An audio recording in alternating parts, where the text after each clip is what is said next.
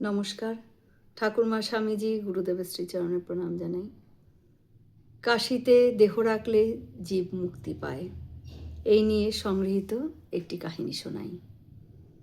বারাণসীতে মণিকর্ণিকা ঘাটের একটি ঘটনা।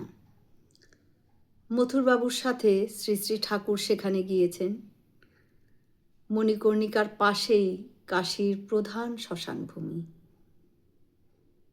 মথুরবাবুর নৌকা যখন মণিকর্ণিকা ঘাটের সম্মুখে আসিল, তখন দেখা গেল শ্মশান চিতাভূমে ব্যাপ্ত। শবদেহ সকল সেখানে দাহ হচ্ছে। ভাবময় ঠাকুর সেদিকে দেখিয়াই সমাধিস্থ হইয়া পড়িলেন। অনেকক্ষণ পর ঠাকুর স্বাভাবিক অবস্থায় ফিরিলেন। তখন ঠাকুর তাহার এক অদ্ভুত দর্শনের কথা মথুরবাবুকে বলতে লাগলেন। দেখিলাম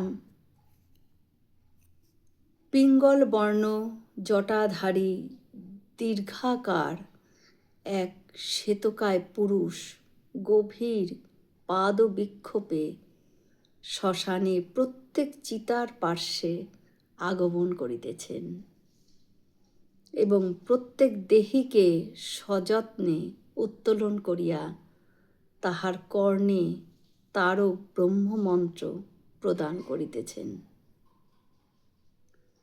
আর সর্বব্যাপী শ্রী শ্রী জগদম্বাও স্বয়ং মহাকালী রূপে জীবের অপর পার্শ্বে সেই চিতার ওপর বসিয়া তাহার স্থূল সূক্ষ্ম কারণ প্রভৃতি সকল প্রকার সংস্কার বন্ধন খুলিয়া দিতেছেন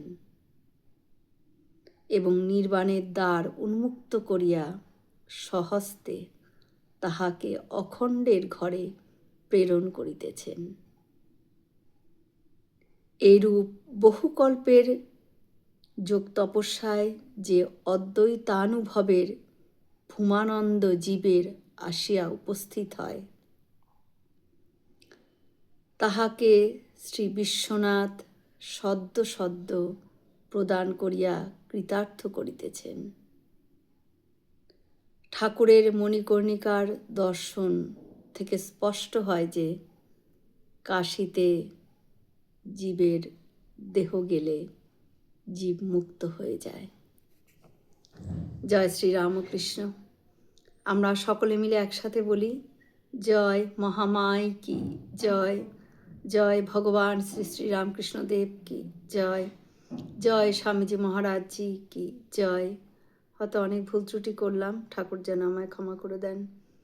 সকলে সুস্থ থাকবেন, আনন্দে থাকবেন। ঠাকুর মায়ের কৃপা দৃষ্টি সকলের ওপর বর্ষিত হোক। শুভরাত্রি।